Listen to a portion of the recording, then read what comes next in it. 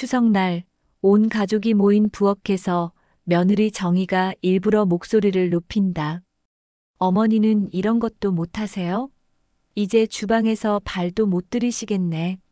그러더니 밀가루 반죽 그릇을 번쩍 들어 시어머니 머리 위로 쏟아붓는다. 온몸에 밀가루를 뒤집어 쓴 시어머니, 눈물이 고였지만 눈을 감지 않고 정면을 꿋꿋하게 바라본다.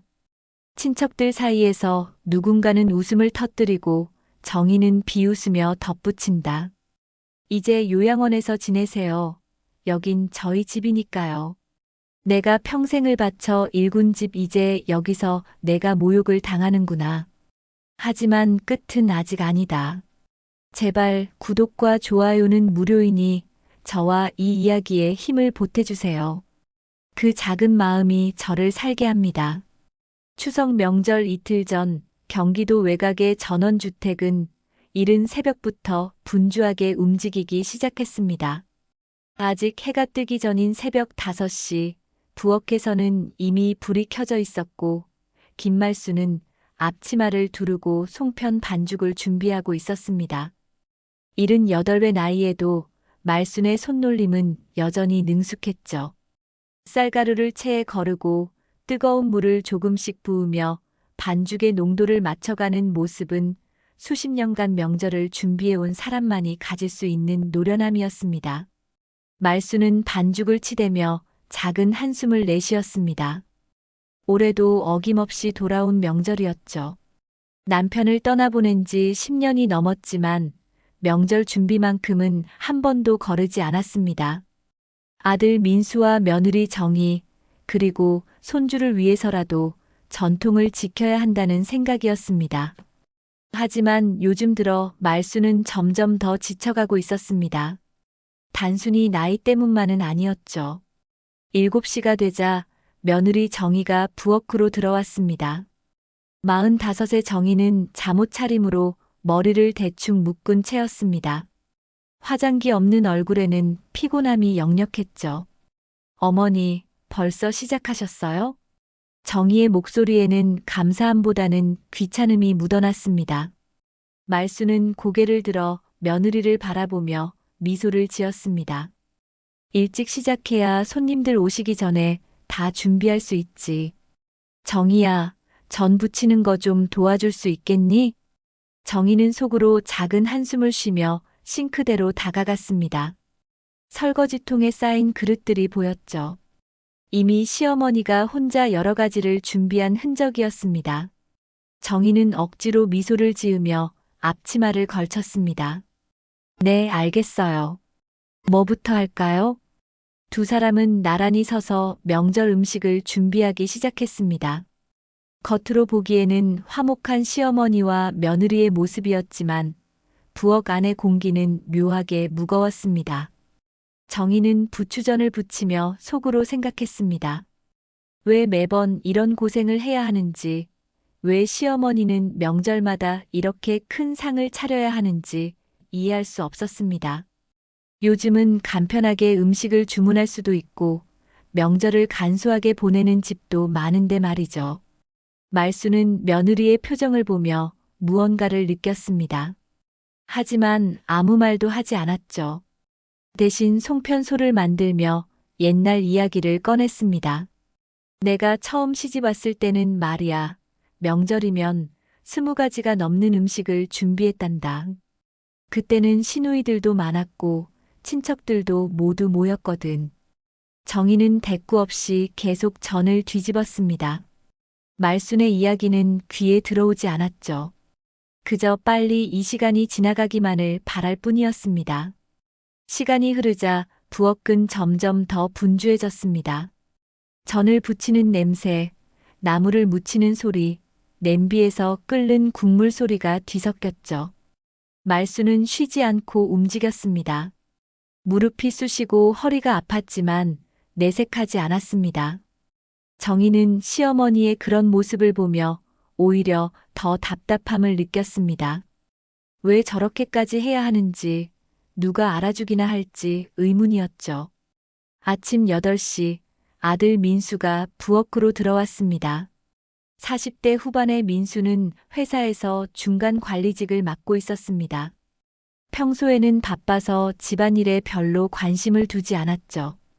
엄마, 벌써 이렇게 많이 하셨어요? 좀 쉬세요. 민수의 말에는 진심이 담겨 있었지만 그의 눈은 이미 스마트폰 화면을 향하고 있었습니다.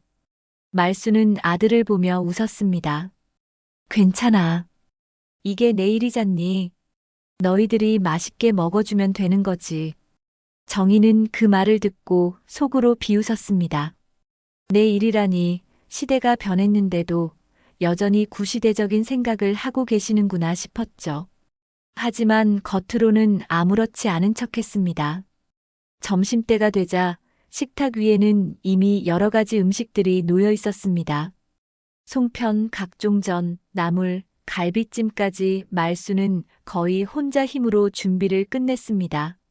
정희는 형식적으로 거들기는 했지만 대부분의 일은 시어머니가 도맡아 한 것이었죠. 말수는 땀을 닦으며 의자에 앉았습니다. 온몸이 피곤했지만 뿌듯함도 있었습니다. 내일이면 친척들이 모두 모일 것이고 함께 웃으며 음식을 나눠 먹을 것이라는 기대감이었죠. 하지만 말수는 알지 못했습니다. 내일 벌어질 일이 자신의 삶을 완전히 바꿔놓을 거라는 것을 말이죠. 정희는 부엌을 정리하며 남편에게 속삭였습니다.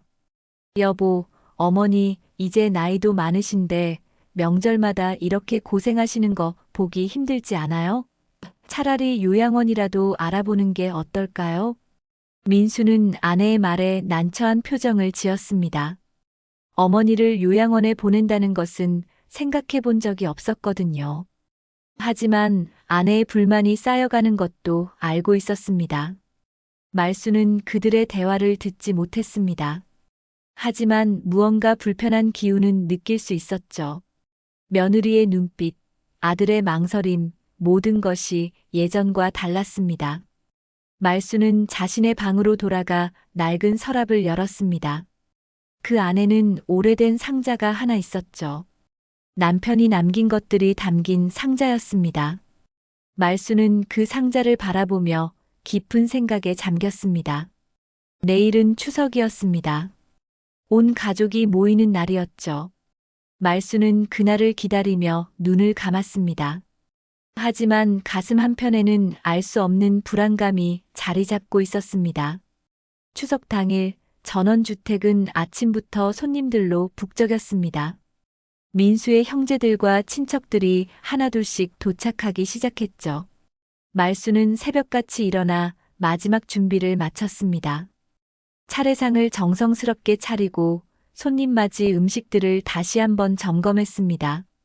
정희는 화장을 하고 깔끔한 옷으로 갈아입었습니다. 손님들 앞에서만큼은 좋은 며느리로 보이고 싶었거든요. 형님, 오랜만이에요. 거실에는 웃음소리가 가득했습니다.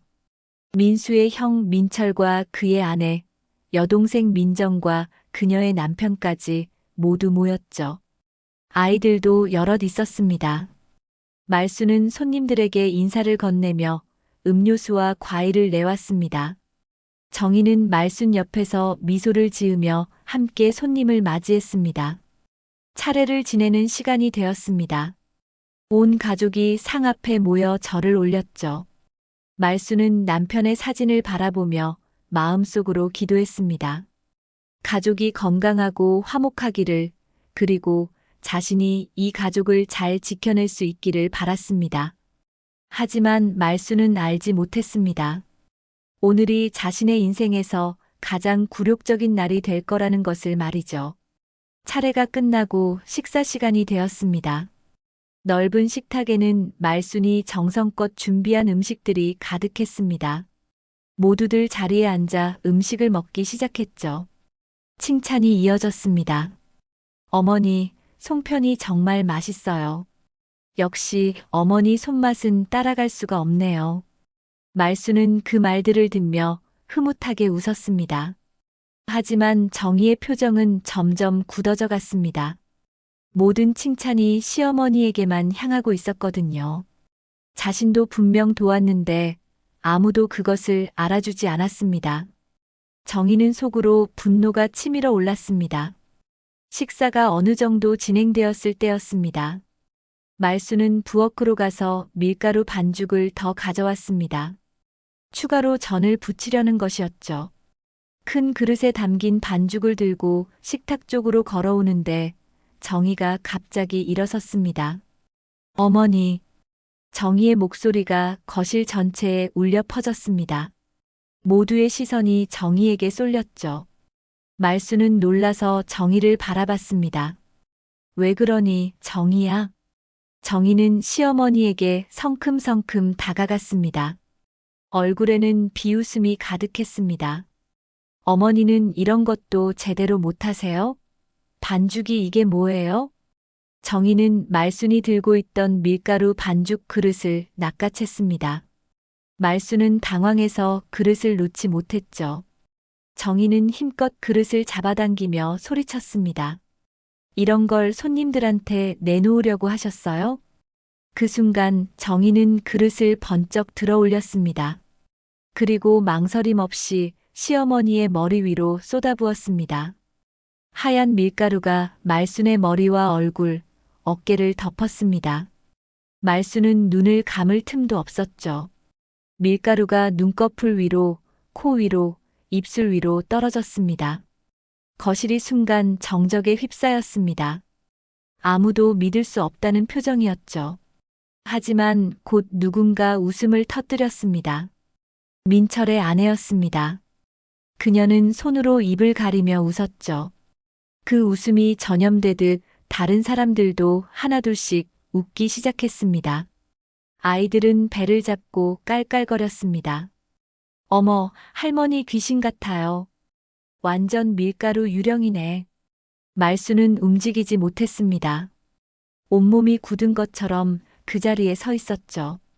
얼굴은 밀가루로 하얗게 뒤덮였고 눈만 까맣게 보였습니다. 정희는 팔짱을 끼고 시어머니를 내려다봤습니다. 이제 진짜 요양원 보내드려야겠네요. 주방에서 민폐만 끼치시잖아요. 정희의 목소리는 차가웠습니다.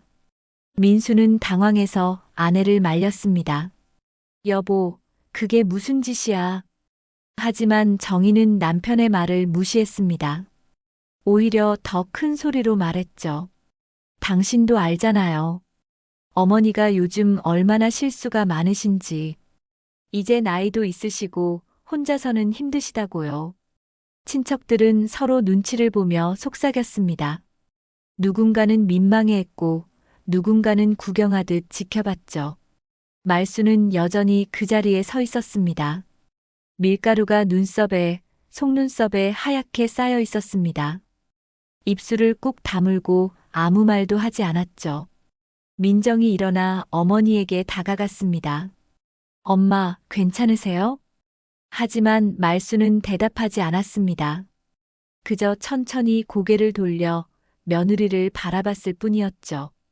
그 눈빛에는 슬픔도 분노도 없었습니다. 그저 텅 빈 것처럼 보였습니다. 정희는 시어머니의 시선을 피하며 자리에 앉았습니다. 말수는 아무 말 없이 부엌으로 향했습니다. 비틀거리는 걸음으로 문을 열고 들어갔죠. 수도꼭지를 틀어 얼굴에 밀가루를 씻어냈습니다. 물이 하얗게 흘러내렸습니다. 거울을 보니 눈가에 밀가루가 덩어리져 붙어 있었죠. 말수는 타월로 얼굴을 닦으며 깊게 숨을 들이쉬었습니다. 거실에서는 다시 웃음소리가 들렸습니다. 마치 아무 일도 없었던 것처럼 식사를 이어가고 있었죠. 정희는 환하게 웃으며 친척들과 대화를 나눴습니다. 민수는 불편한 표정이었지만 아내를 나무라지는 않았습니다. 말수는 부엌에서 나와 자신의 방으로 걸어갔습니다. 문을 닫고 침대에 앉았죠. 옷에 묻은 밀가루가 이불 위로 떨어졌습니다. 말수는 옷장 깊숙한 곳에서 낡은 상자를 꺼냈습니다. 먼지가 쌓인 상자를 열자 오래된 서류들이 나왔죠. 제일 위에는 전원주택 등기부등본이 있었습니다. 그 아래에는 남편이 남긴 다른 서류들이 가지런히 정리되어 있었습니다. 말수는 그 중 하나를 꺼내 펼쳤습니다. 도심 빌딩의 소유권 증서였죠. 남편은 생전에 조용히 재산을 모아두었고 모든 것을 아내 명의로 남겼습니다. 말수는 서류를 보며 조용히 중얼거렸습니다. 내가 이런 취급을 받으려고 평생을 참은 게 아니지. 그녀의 눈빛이 변했습니다. 더 이상 순한 시어머니의 눈빛이 아니었죠. 무언가 단단히 결심한 사람의 눈빛이었습니다. 말수는 서류를 다시 상자에 넣고 조심스럽게 문을 잠갔습니다. 이번 명절이 끝나면 모든 것을 바꾸기로 마음먹었습니다. 거실에서는 여전히 웃음소리가 들렸습니다. 하지만 그 웃음 속에 말수는 더 이상 없었습니다. 추석 연휴가 끝나고 며칠이 지났습니다. 전원주택은 다시 평온을 되찾은 듯 보였죠. 하지만 말순의 마음속에는 그날의 모욕이 여전히 생생하게 남아 있었습니다. 밀가루가 머리 위로 쏟아지던 순간 주변 사람들의 웃음소리, 며느리의 차가운 눈빛 모두가 잊혀지지 않았습니다. 말수는 아침마다 거울을 보며 자신에게 물었습니다. 과연 자신은 이 집에서 어떤 존재인가? 단지 명절마다 음식을 만드는 사람인가? 아니면 이제는 짐이 되어버린 노인인가? 생각할수록 가슴이 답답했습니다. 하지만 말수는 결심했습니다. 더 이상 당하고만 있지 않겠다고 말이죠. 어느 날 오후 말수는 조용히 집을 나섰습니다. 정희는 거실에서 텔레비전을 보고 있었고 민수는 회사에 나가 있었죠. 말수는 버스를 타고 시내로 향했습니다. 목적지는 남편이 생전에 거래하던 법률사무소였습니다. 오래된 건물 3층에 자리한 작은 사무실이었죠. 어서 오십시오. 젊은 변호사가 말순을 맞이했습니다. 말순은 가방에서 서류 봉투를 꺼냈습니다. 남편이 남긴 재산 목록과 각종 증서들이었죠. 변호사는 서류를 하나하나 살펴보며 눈이 커졌습니다. 사모님, 이 서류들이 모두 진짜입니까? 말수는 고개를 끄덕였습니다. 변호사는 다시 한번 서류를 꼼꼼히 확인했습니다. 전원주택은 물론이고 도심 한복판에 상업용 빌딩 2채, 오피스텔 여러 개, 그리고 상당한 금액의 예금 통장까지 모두 말순의 명의로 되어 있었습니다.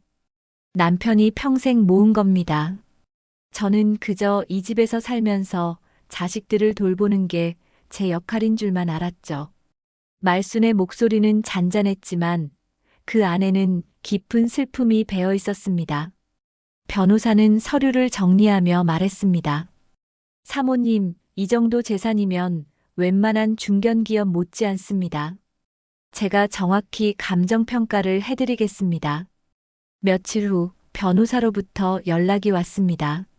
말수는 다시 법률사무소를 찾았죠.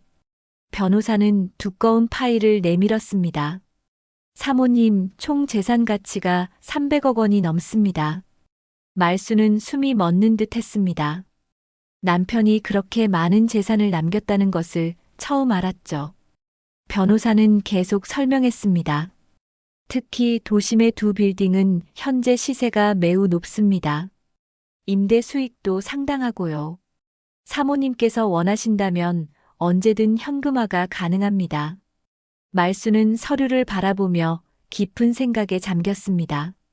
자신이 이렇게 많은 재산을 가지고 있었다니 믿기지 않았습니다. 그동안 자식들에게 의지하며 살아왔는데 사실은 자신이 가장 부유한 사람이었던 거죠. 날 무시하며 밀가루를 뿌리던 그 손, 이제는 나 앞에서 떨게 만들어야겠어. 말수는 속으로 다짐했습니다. 변호사는 말순의 표정 변화를 읽으며 조심스럽게 물었습니다. 사모님, 혹시 재산 처분이나 상속 계획을 세우실 생각이신가요? 말수는 고개를 끄덕였습니다. 일단 전원주택부터 처리하려고 합니다. 매물로 내놓아 주세요. 변호사는 놀란 표정을 지었습니다. 지금 살고 계신 그 집 말씀이십니까? 네, 그 집입니다. 가족들에게는 아무 말도 하지 마세요. 조용히 진행해 주시면 됩니다. 변호사는 말순의 단호한 목소리에 더 이상 묻지 않았습니다. 며칠 후 전원주택에는 부동산 중개인이 찾아왔습니다. 정희가 집에 없는 시간을 골라서였죠. 중개인은 집을 둘러보며 감탄했습니다. 위치도 좋고 집 상태도 훌륭합니다. 금방 팔릴 겁니다. 말순은 조용히 고개를 끄덕였습니다. 중개인이 떠난 후 말순은 혼자 거실에 앉아 있었습니다. 이 집에서의 추억들이 스쳐 지나갔죠. 남편과 함께 이사 온 날, 아들이 결혼해서 며느리를 처음 데려온 날, 손주가 태어나던 날. 모든 것이 행복한 기억이었습니다. 하지만 이제는 달랐습니다. 저녁 무렵 정희가 장을 보고 돌아왔습니다. 말순은 평소처럼 저녁 준비를 도왔죠. 두 사람은 나란히 부엌에 섰지만 대화는 거의 없었습니다. 정희는 여전히 시어머니를 대하는 태도가 싸늘했습니다. 어머니, 김치 좀 꺼내주세요. 정희의 말투는 명령조였습니다. 말순은 아무 말 없이 냉장고에서 김치통을 꺼냈죠. 정희는 받아들고는 한숨을 쉬었습니다. 요즘 어머니 때문에 스트레스가 이만저만이 아니에요. 말순은 그 말을 듣고도 참았습니다. 이제 조금만 더 참으면 된다고 스스로를 달랬죠. 며칠 후면 모든 것이 바뀔 테니까요. 밤이 되어 민수가 퇴근했습니다. 가족 셋이 저녁 식사를 했죠. 식탁 위의 분위기는 무거웠습니다. 민수는 밥을 먹으며 어머니를 힐끗 쳐다봤습니다. 추석날 이후로 어머니가 많이 조용해진 것 같았죠. 엄마, 요즘 어디 편찮으신 데는 없으세요? 말수는 고개를 저었습니다. 아니다, 괜찮아. 정희가 끼어들었습니다. 어머니 나이도 있으시니까 건강검진 한번 받으셔야 할 것 같아요. 요즘 많이 피곤해 보이세요. 말수는 며느리를 바라봤습니다. 겉으로는 걱정하는 말이었지만 그 속뜻을 알 수 있었죠. 빨리 노인 취급을 해서 요양원으로 보내고 싶다는 속내였습니다. 걱정 안 해도 된다. 내가 알아서 할게. 말순의 대답은 짧았습니다. 정희는 어깨를 으쓱하며 더 이상 말하지 않았습니다. 식사가 끝나고 말순은 자신의 방으로 들어갔습니다. 침대에 누워 천장을 바라봤죠. 변호사로부터 곧 연락이 올 것입니다. 전원주택 매매 계약이 성사되었다는 연락이 말이죠. 말순은 눈을 감았습니다. 마음 한구석이 아팠지만 이제는 돌아갈 수 없었습니다. 며느리가 자신에게 밀가루를 뿌렸을 때 그 순간 모든 것이 끝났습니다. 이제는 자신을 지킬 때였죠. 말순은 조용히 중얼거렸습니다. 곧 모든 게 드러날 거야. 그때 너희가 어떤 표정을 지을지 보고 싶구나. 방 밖에서는 며느리와 아들의 대화 소리가 희미하게 들렸습니다. 하지만 말수는 더 이상 신경 쓰지 않았습니다. 이제 남은 것은 실행뿐이었습니다. 추석이 지나고 한 달이 흘렀습니다. 전원주택의 일상은 겉보기에는 평범했지만 집안 분위기는 점점 더 냉랭해졌습니다. 정희의 태도는 날이 갈수록 노골적으로 변했죠. 아침 식사를 준비하는 말순에게 한마디씩 던지는 것이 일상이 되었습니다. 어머니, 국이 너무 짜요. 요즘 입맛이 이상해지신 거 아니에요? 말순은 국을 떠서 맛을 봤습니다. 평소와 똑같은 간이었죠. 하지만 아무 말도 하지 않았습니다. 그저 고개를 끄덕이며 물을 조금 더 부었습니다. 정희는 그런 시어머니를 보며 비웃듯 웃었습니다. 나이 드시니까 정말 감각이 둔해지시나 봐요. 민수는 신문을 보다가 아내를 힐끗 쳐다봤지만 역시 아무 말도 하지 않았습니다. 어머니 편을 들었다가 집안이 더 시끄러워질 것이 뻔했기 때문이죠. 말수는 그런 아들의 태도가 더 서운했습니다. 자신이 낳아 키운 아들이 이제는 며느리 눈치만 보고 있었으니까요. 주말이 되었습니다. 민수의 형 민철이 가족과 함께 다시 찾아왔습니다. 거실에서 차를 마시며 이야기를 나누는데 정희가 입을 열었습니다. 형님, 요즘 어머니가 많이 힘들어 보이시죠? 민철은 어머니를 바라봤습니다. 말수는 평소보다 야윈 것 같았죠. 민철이 걱정스럽게 물었습니다. 엄마, 어디 편찮으세요? 말수는 고개를 저었습니다. 하지만 정희는 계속 말을 이어갔습니다. 형님, 솔직히 말씀드리면 어머니 혼자 이 큰 집에서 지내시는 게 부담스러우신 것 같아요. 저희도 맞벌이라 낮에는 돌봐드릴 수가 없고요. 민철의 아내가 거들었습니다. 그러게요. 어머니 연세도 있으시니까 요양시설 같은 데서 전문적으로 케어받으시는 게 나을 수도 있어요. 말수는 찻잔을 내려놓았습니다. 손이 미세하게 떨렸죠. 자식들 앞에서 요양원 이야기가 공공연하게 나오다니 믿을 수 없었습니다. 민수가 난처한 표정으로 말했습니다. 그건 좀 생각을 해봐야지. 엄마 의견도 들어봐야 하고. 정희가 날카롭게 대꾸했습니다. 의견을 들어봐야 할 게 뭐가 있어요? 어머니도 편하시고 우리도 마음 놓을 수 있잖아요. 말수는 자리에서 일어났습니다. 더 이상 그 자리에 앉아 있을 수가 없었죠. 방으로 들어가려는데 정희의 목소리가 뒤에서 들렸습니다. 어머니는 이제 그냥 기둥뿌리도 아니에요. 솔직히 말하면 짐이에요. 말수는 걸음을 멈췄습니다. 등 뒤에서 정희의 말이 계속 이어졌죠. 저희가 이 집 관리하고 어머니 시중 들고 명절마다 친척들 챙기고 도대체 뭐 하나 편한 게 없어요. 민철이 동생을 나무랐습니다. 정희 씨, 그런 말은 좀. 하지만 정희는 멈추지 않았습니다. 형님은 떨어져 사시니까 모르세요. 저희가 얼마나 힘든지. 말수는 방문을 닫았습니다. 가슴이 무너져 내리는 것 같았죠. 손주가 학교에서 돌아와 할머니 방문을 두드렸지만 말수는 대답하지 않았습니다. 침대에 앉아 창밖을 바라볼 뿐이었습니다. 저녁이 되어 손님들이 돌아갔습니다. 말수는 방에서 나오지 않았죠. 정희는 혼자 저녁을 차려 먹으며 투덜거렸습니다. 정말 예민하시네. 사실을 말했을 뿐인데. 민수는 아내를 말렸습니다. 당신 오늘 좀 심했어. 형님 앞에서까지 그런 말을 하면 어떡해. 정희가 발끈했습니다.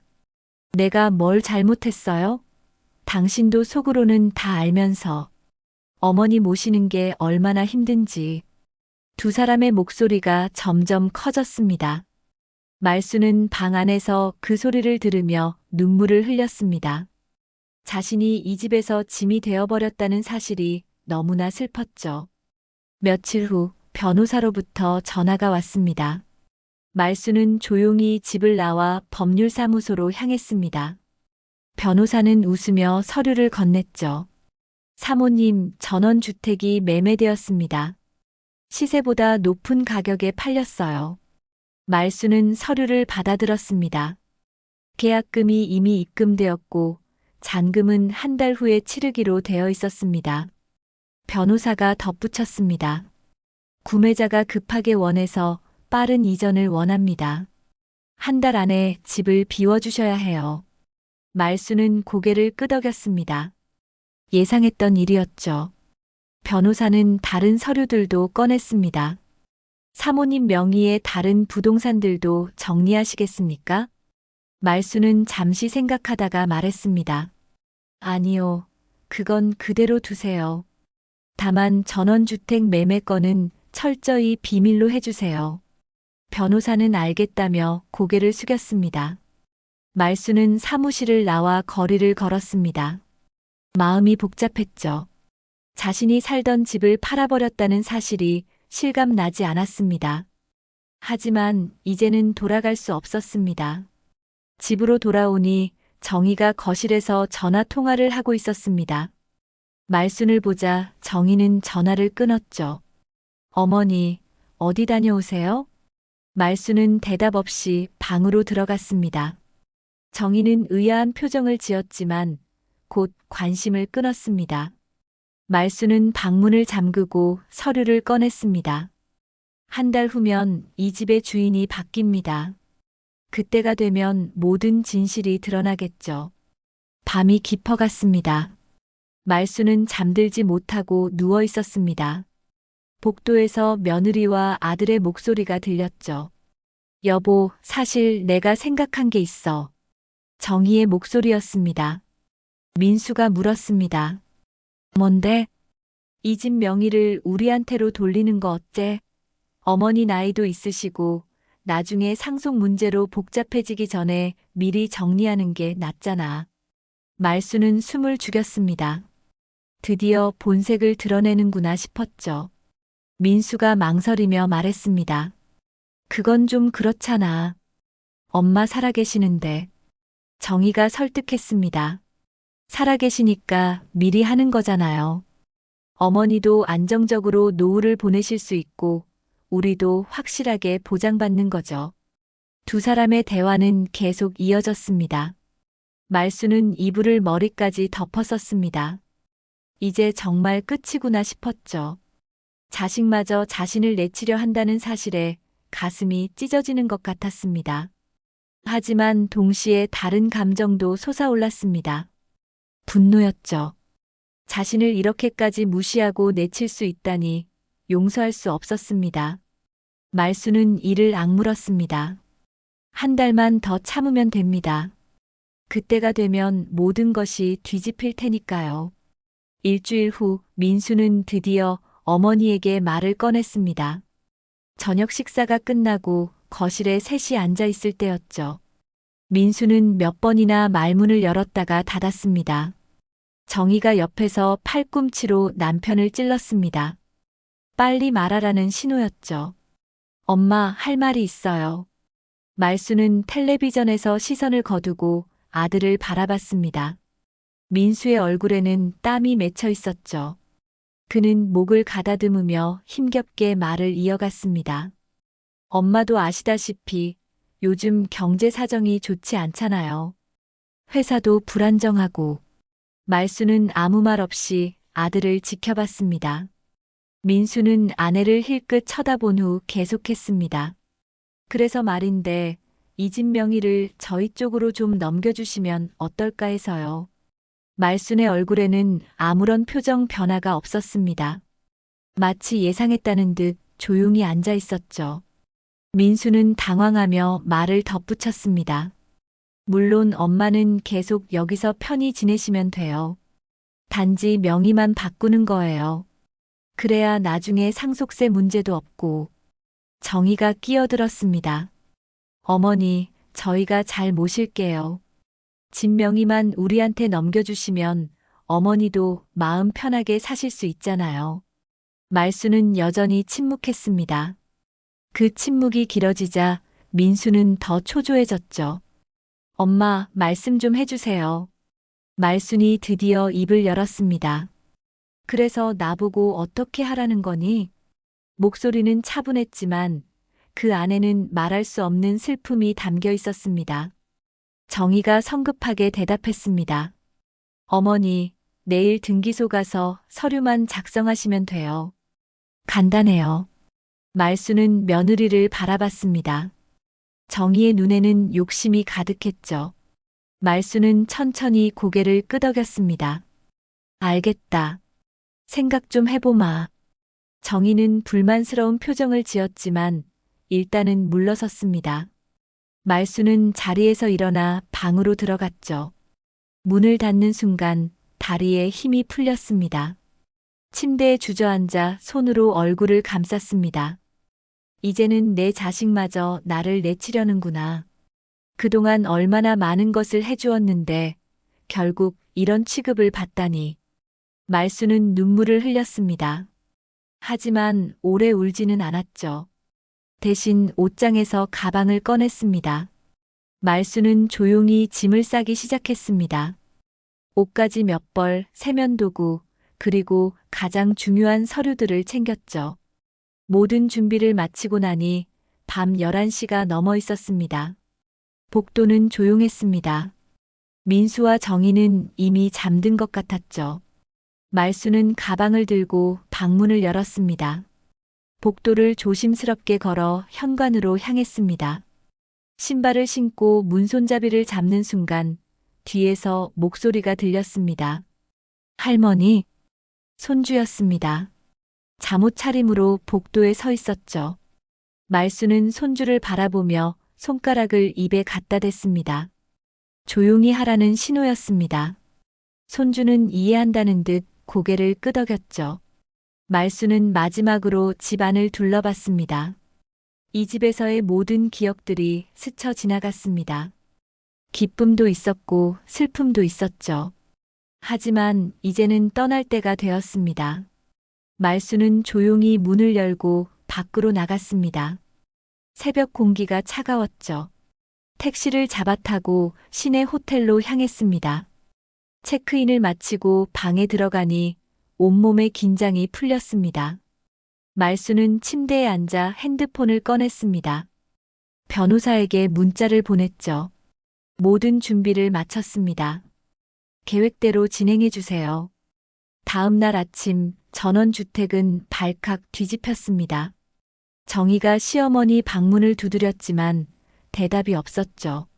문을 열어보니 방은 텅 비어 있었습니다. 침대는 깔끔하게 정리되어 있었고 옷장 문이 열려 있었습니다. 여보, 어머니가 안 계세요. 민수가 급히 달려왔습니다.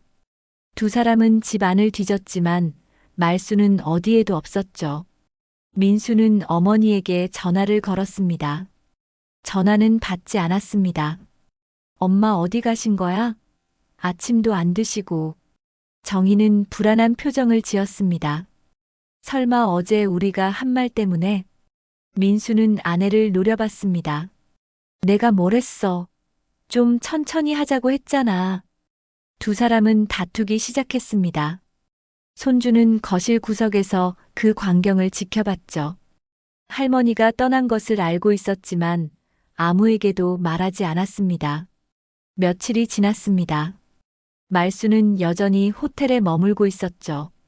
민수는 하루에도 몇 번씩 전화를 걸었지만 말수는 받지 않았습니다. 대신 변호사를 통해 자신이 안전하다는 메시지만 전했습니다. 그 사이 변호사는 바쁘게 움직였습니다. 전원주택 잔금 처리를 완료하고 새 주인에게 열쇠를 넘겨줄 준비를 했죠. 또한 말순 명의의 다른 부동산들도 점검했습니다. 모든 것이 완벽하게 정리되어 있었습니다. 일주일 후 민수 집에 등기 우편이 한 통 도착했습니다.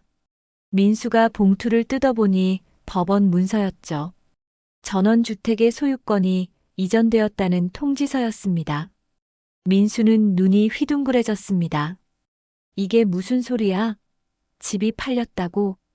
정희가 옆에서 서류를 낚아챘습니다. 그녀의 얼굴도 하얗게 질렸죠. 누가 팔았어요? 어머니 명의였는데? 민수는 급히 변호사 사무실로 전화를 걸었습니다. 변호사는 차분하게 대답했죠. 사모님께서 직접 매매 계약을 하셨습니다. 모든 절차는 적법하게 진행되었고요. 민수는 말문이 막혔습니다. 어머니가 자신들 몰래 집을 팔아버렸다니 믿을 수 없었죠. 정희는 소파에 주저앉으며 소리쳤습니다. 이럴 수가. 우리 보고 명의를 넘기라고 하시더니 결국 다 팔아버리신 거잖아요. 민수는 어머니에게 다시 전화를 걸었습니다. 이번에는 받았죠. 말순의 목소리는 놀라울 만큼 침착했습니다. 엄마, 대체 무슨 짓을 하신 거예요? 말순은 잠시 침묵하다가 말했습니다. 너희가 원하던 게 집이었잖니. 그래서 정리했다. 민수는 할 말을 잃었습니다. 말수는 계속 말했습니다. 곧 집을 비워야 할 거다. 새 주인이 들어온다. 전화가 끊겼습니다. 민수는 멍하니 핸드폰을 쥐고 있었죠. 정희는 울먹이며 남편을 쳐다봤습니다. 이제 우리 어떻게 해요? 집도 없는데? 민수는 대답할 수 없었습니다.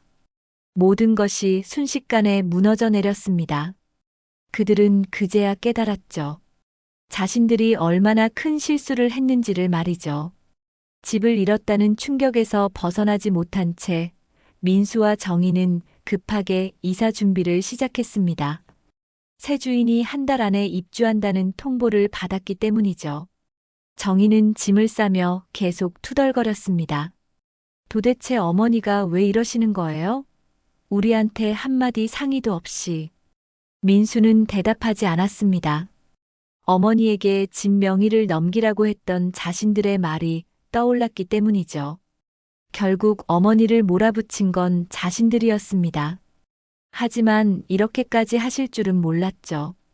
며칠 후 민수는 형 민철에게 전화를 걸었습니다. 도움을 청하기 위해서였죠.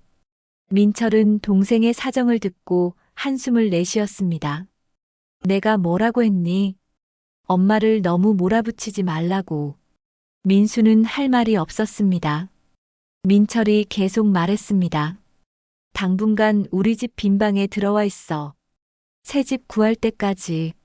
민수는 고맙다는 말을 겨우 했습니다. 하지만 마음은 편치 않았죠. 40 후반의 나이에 형 집에 신세를 져야 한다니 자존심이 상했습니다. 정희는 더욱 불만이 가득했습니다. 형님 댁에 들어간다고요? 창피해서 어떻게 살아요? 민수가 소리쳤습니다. 그럼 어쩌자는 거야? 지금 당장 갈 데가 없잖아. 두 사람의 다툼은 계속되었습니다. 손주는 자기 방에서 그 소리를 들으며 이불을 뒤집었었죠. 집안이 완전히 엉망이 되어버렸습니다. 한편 말수는 호텔을 나와 도심의 한 고급 오피스텔로 이사했습니다. 자신이 소유한 건물 중 한 곳이었죠. 최상층에 위치한 넓은 평수의 집이었습니다. 창밖으로 도시 전체가 내려다 보였습니다. 변호사가 찾아와 서류를 건넸습니다. 사모님, 모든 재산이 정리되었습니다. 이제 본격적으로 다음 단계로 넘어가실 건가요? 말수는 서류를 펼쳐봤습니다. 자신이 소유한 모든 부동산 목록이 적혀 있었죠. 도심 상업용 빌딩 2채, 오피스텔 12개, 그리고 거액의 예금. 변호사의 말대로 웬만한 기업 못지않은 규모였습니다. 이제 그들에게 진실을 알려줄 때가 된 것 같습니다. 말순의 목소리는 단호했습니다. 변호사는 고개를 끄덕이며 다음 계획을 설명했죠. 친척들을 모두 모으시겠습니까? 말순은 잠시 생각하다가 대답했습니다. 다음 주말 가족 모임을 갖겠다고 연락해 주세요. 제 명의로요. 변호사는 알겠다며 메모를 했습니다. 말수는 창밖을 바라봤습니다. 곧 모든 것이 밝혀질 것입니다. 자신을 무시하고 밀가루를 뿌렸던 며느리, 집 명의를 넘기라고 했던 아들, 모두 진실을 알게 되겠죠. 일주일이 흐르는 동안 민수 가족은 형 집에 짐을 옮겼습니다. 좁은 방 하나에 세 식구가 지내야 했죠. 정희는 매일같이 불평했고 민수는 회사에서도 집중할 수 없었습니다. 어머니에게 연락을 하려 해도 받지 않았고 어디 계신지도 알 수 없었습니다. 그러던 어느 날 민수에게 문자 메시지가 왔습니다. 낯선 번호였지만 내용을 보니 어머니 쪽 변호사였죠. 사모님께서 이번 주 토요일 오후 2시 명동 소재 호텔 연회장에서 가족 모임을 갖고자 하십니다. 참석해 주시기 바랍니다. 민수는 문자를 보며 어리둥절했습니다. 호텔 연회장이라니 무슨 일일까 싶었죠. 정희에게 보여주자 그녀도 의아해했습니다. 어머니가 무슨 일을 꾸미시는 거예요? 민수는 모르겠다며 고개를 저었습니다. 하지만 가보지 않을 수 없었죠. 같은 문자가 형 민철과 여동생 민정에게도 갔습니다. 모두들 혼란스러워했지만 어머니의 부름이니 응할 수밖에 없었습니다. 토요일이 되었습니다. 민수는 정희, 손주와 함께 호텔로 향했습니다. 고급스러운 호텔 로비를 지나 연회장으로 들어가니 이미 민철과 민정 가족이 와 있었죠. 모두들 불안한 표정이었습니다. 엄마는 안 오셨어? 민수가 물었습니다. 민철이 고개를 저었죠. 그때 연회장 문이 열리며 말순이 들어왔습니다. 모두의 시선이 어머니에게 쏠렸습니다. 말순은 깔끔한 정장 차림이었고 뒤에는 변호사가 따라왔죠. 모두 와 있구나. 말순의 목소리는 평소와 달랐습니다. 더 이상 순한 시어머니의 목소리가 아니었죠. 민수가 일어나 어머니에게 다가갔습니다. 엄마, 대체 무슨 일이세요? 갑자기 집을 팔아버리시고 연락도 안 받으시고. 말순은 아들을 쳐다보지도 않고 상석에 앉았습니다. 변호사는 그 옆에 서서 서류 가방을 열었죠. 정희가 불안한 목소리로 물었습니다. 어머니, 왜 이러세요? 말순은 드디어 며느리를 바라봤습니다. 그 눈빛에는 차가운 무언가가 담겨 있었죠. 정희 씨, 추석날 기억하시나요? 정희는 갑자기 식은땀이 흘렀습니다. 추석날 밀가루 사건이 떠올랐기 때문이죠. 말순은 계속 말했습니다. 그날 당신은 내 머리에 밀가루를 쏟았죠. 모든 사람들 앞에서 나를 웃음거리로 만들었어요. 연회장이 조용해졌습니다. 모두들 숨을 죽이고 말순을 바라봤죠. 말순은 자리에서 일어나 며느리에게 천천히 걸어갔습니다. 그리고 나를 요양원에 보내야 한다고 했죠. 집안의 짐이라고 했고요. 정희는 뒷걸음질 쳤습니다. 말순의 기세에 눌린 것이죠. 민수가 중간에 끼어들려 했지만 말순은 손을 들어 아들을 막았습니다. 민수야, 너도 마찬가지다. 내가 나한테 뭐라고 했지? 집 명의를 넘기라고 했잖니. 민수는 아무 말도 할 수 없었습니다. 말순은 변호사를 돌아봤습니다. 서류를 보여주세요. 변호사가 큰 화면을 켰습니다. 거기에는 말순 명의의 모든 재산 목록이 나타났죠. 빌딩들의 사진, 오피스텔 목록, 은행 잔고까지 상세하게 표시되었습니다. 가족들은 그 화면을 보며 입을 다물지 못했습니다. 이게 대체 뭐예요? 민철이 놀라서 물었습니다. 말순은 차갑게 웃었습니다. 내가 가진 전부입니다. 너희 아버지가 평생 모아서 내게 남긴 거죠. 정희는 의자에 주저앉았습니다. 민수는 화면을 멍하니 쳐다봤죠.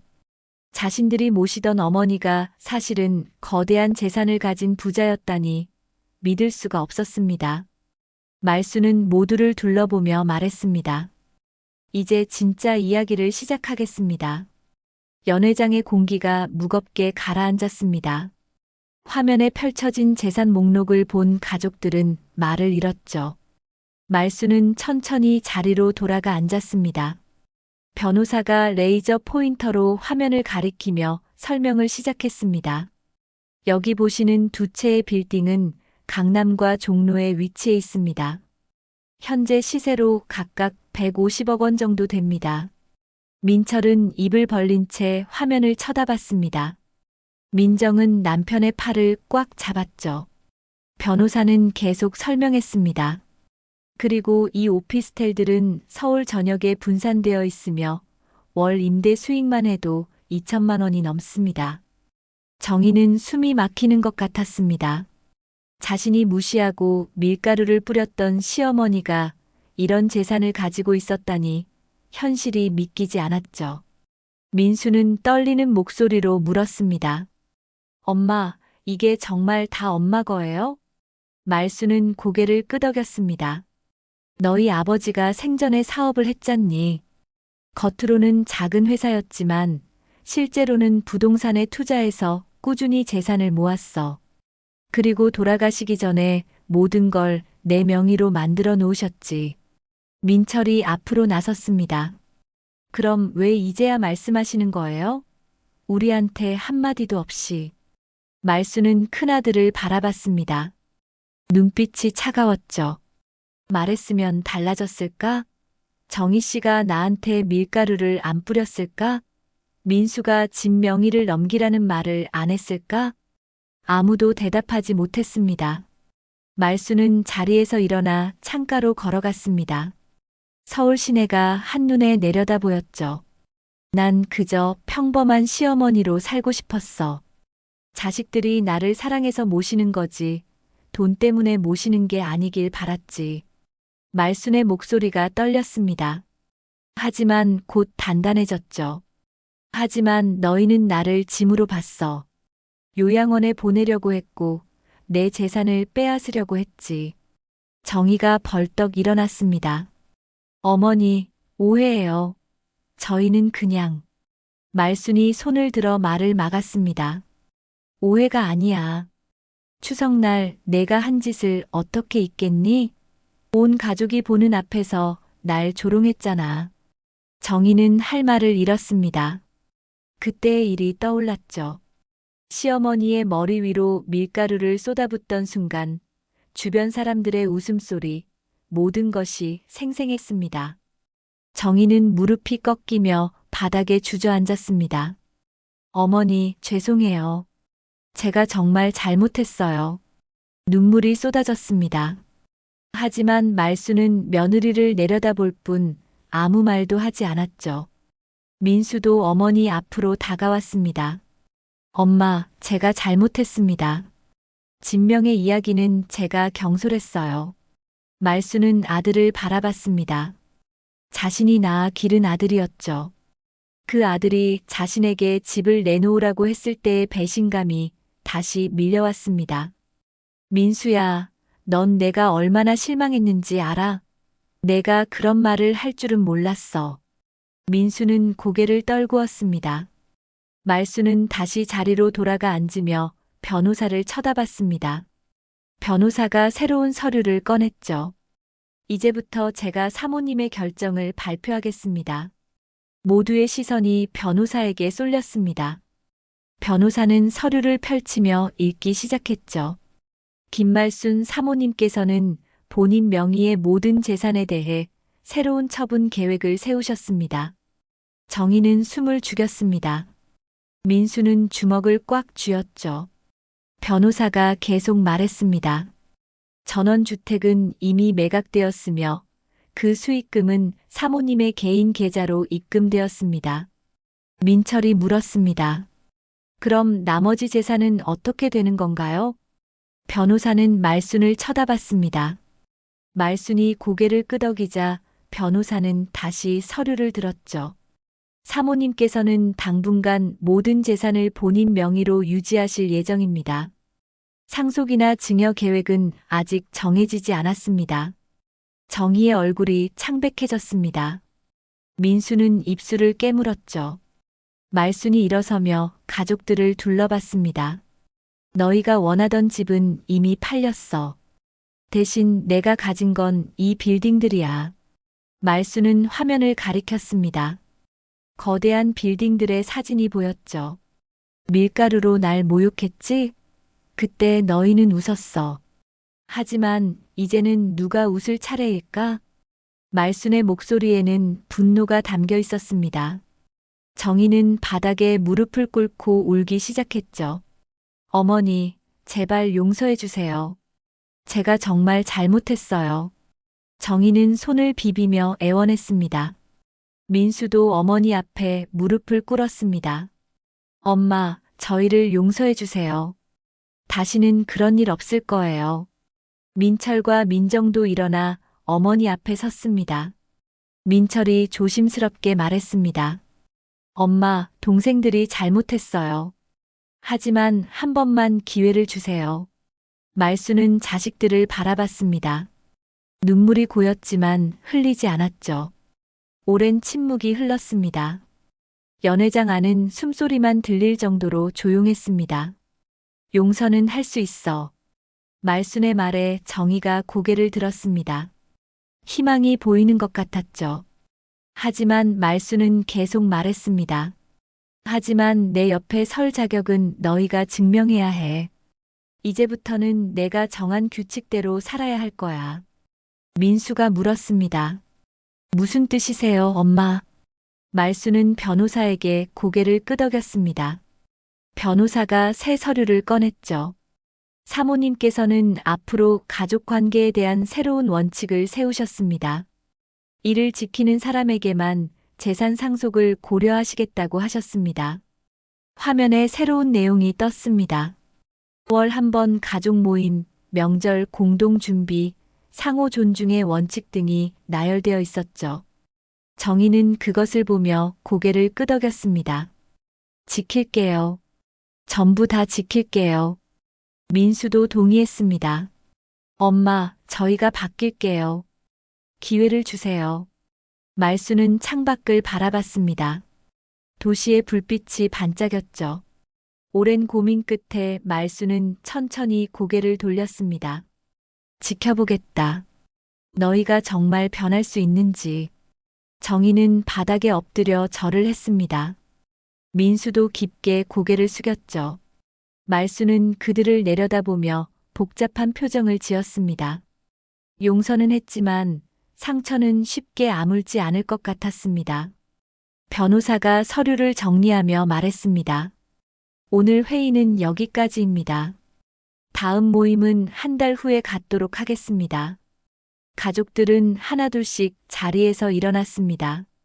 하지만 아무도 쉽게 발걸음을 떼지 못했죠. 말수는 혼자 창가에 서서 밖을 바라봤습니다. 이제 모든 것이 달라질 것입니다. 그날 회의가 끝나고 석 달이 흘렀습니다. 계절은 겨울로 접어들었고 거리에는 크리스마스 트리가 반짝이고 있었죠. 말수는 자신의 오피스텔에서 창밖을 바라보며 지난 시간들을 돌아봤습니다. 가족들은 약속대로 매달 모임에 참석했고 태도도 많이 달라졌습니다. 특히 정희의 변화가 눈에 띄었습니다. 모임 때마다 시어머니께 정성스럽게 준비한 음식을 가져왔고 말투도 한결 부드러워졌죠. 민수 역시 일주일에 한 번씩 어머니께 안부 전화를 드렸습니다. 하지만 말수는 아직 완전히 마음을 열지 못했습니다. 상처가 너무 깊었기 때문이죠. 오늘은 올해 마지막 가족 모임이 있는 날이었습니다.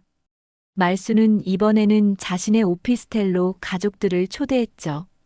변호사가 준비를 도와주었고 케이터링 음식도 주문했습니다. 오후 2시 초인종이 울렸습니다. 제일 먼저 도착한 사람은 민수 가족이었습니다. 정희는 꽃다발을 들고 있었고 손주는 직접 그린 그림을 가져왔죠. 민수는 어색하게 웃으며 어머니께 인사했습니다. 엄마, 오랜만이에요. 말수는 고개를 끄덕이며 그들을 안으로 들였습니다. 곧이어 민철과 민정 가족도 도착했습니다. 거실은 금세 사람들로 가득 찼죠. 말수는 소파에 앉아 가족들을 바라봤습니다. 예전과는 확실히 달라진 분위기였습니다. 정희가 조심스럽게 입을 열었습니다. 어머니, 그동안 정말 많이 반성했어요. 제가 얼마나 큰 잘못을 저질렀는지 매일 생각했습니다. 말수는 며느리를 바라봤습니다. 정희의 눈에는 진심이 담겨 있었죠. 말수는 찻잔을 들며 천천히 말했습니다. 그래, 알겠다. 짧은 대답이었지만 정희에게는 큰 의미였습니다. 용서받았다는 신호로 느껴졌거든요. 민수가 앞으로 나섰습니다. 엄마, 저희가 형님 댁에서 나와 작은 아파트를 얻었어요. 비좁지만 저희 힘으로 살아가려고 노력하고 있습니다. 말수는 아들의 말을 듣고 고개를 끄덕였습니다. 스스로 일어서려는 모습이 보기 좋았죠. 민철이 거들었습니다. 엄마, 동생이 요즘 정말 열심히 일해요. 회사에서도 인정받고 있다고 들었습니다. 말수는 큰아들을 보며 작게 미소 지었습니다. 가족들이 조금씩 변하고 있다는 것을 느낄 수 있었죠. 하지만 여전히 마음 한구석에는 경계심이 남아 있었습니다. 손주가 말순에게 다가왔습니다. 손에 든 그림을 내밀며 말했죠. 할머니, 이거 할머니 드리려고 그렸어요. 그림에는 할머니와 손주가 손을 잡고 있는 모습이 그려져 있었습니다. 말수는 그림을 받아들고 한참을 바라봤습니다. 눈시울이 뜨거워졌죠. 고맙구나. 말순의 목소리가 떨렸습니다. 손주를 안아주며 등을 토닥였죠. 정희는 그 모습을 보며 또다시 눈물을 흘렸습니다. 이번에는 자신의 잘못을 진심으로 후회하는 눈물이었습니다. 식사 시간이 되었습니다. 준비된 음식들이 식탁 위에 차려졌죠. 모두 둘러앉아 식사를 시작했습니다. 예전처럼 무거운 분위기는 아니었지만 그렇다고 완전히 편안한 것도 아니었습니다. 조심스러운 대화들이 오갔죠. 식사가 끝나고 말수는 변호사에게 연락했습니다. 잠시 후 변호사가 도착해 서류 가방을 들고 거실로 들어왔죠. 가족들의 표정이 긴장됐습니다. 말순이 입을 열었습니다. 오늘 너희에게 중요한 이야기를 하려고 한다. 모두의 시선이 말순에게 쏠렸습니다. 변호사가 서류를 꺼냈죠. 말순은 천천히 말을 이어갔습니다. 지난 석 달 동안 너희가 얼마나 노력했는지 지켜봤다.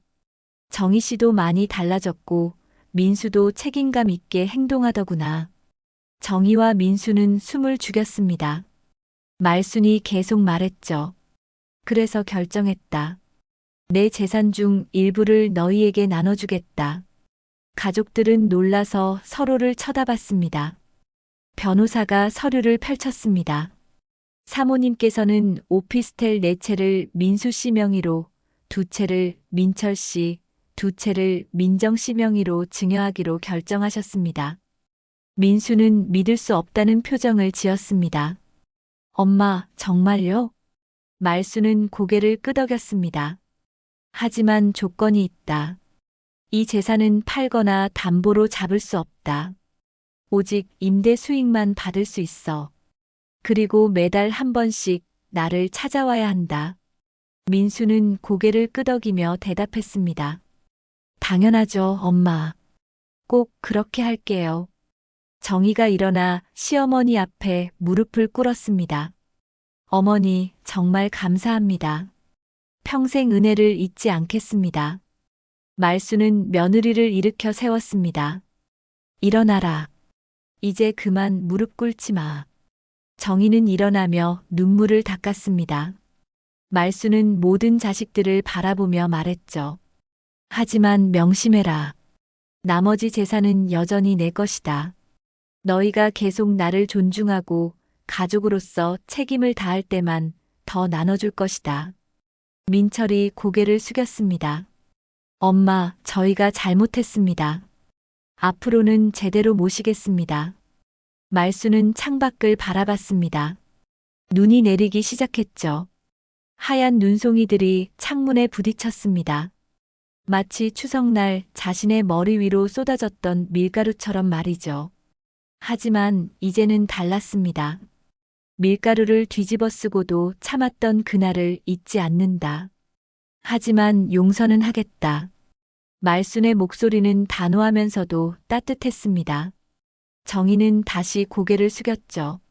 말순은 계속 말했습니다. 너희는 내가 약한 노인인 줄 알았겠지.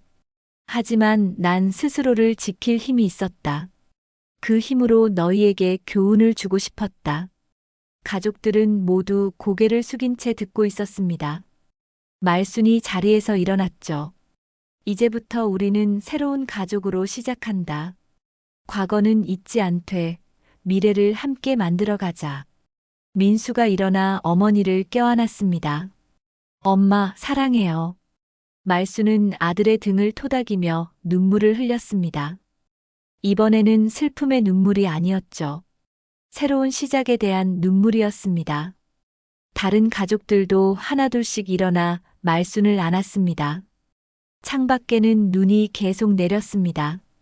하지만 집안은 따뜻했습니다. 말순은 가족들에 둘러싸여 서 있었죠. 밀가루를 뒤집어 쓰던 그날의 굴욕은 이제 승리로 바뀌었습니다. 자존심과 재산을 되찾은 것은 물론이고 가족들에게도 중요한 교훈을 남겼습니다. 말순은 마지막으로 가족들을 둘러보며 말했습니다. 기억해라. 사람을 겉모습으로 판단하지 마라. 그리고 가족이라는 이름으로 누군가를 함부로 대하지 마라. 모두가 고개를 끄덕였습니다. 그날 저녁 오피스텔에는 오랜만에 진정한 가족의 웃음소리가 울려 퍼졌습니다. 말수는 창가에 서서 도시의 불빛을 바라봤습니다. 이제는 두렵지 않았습니다.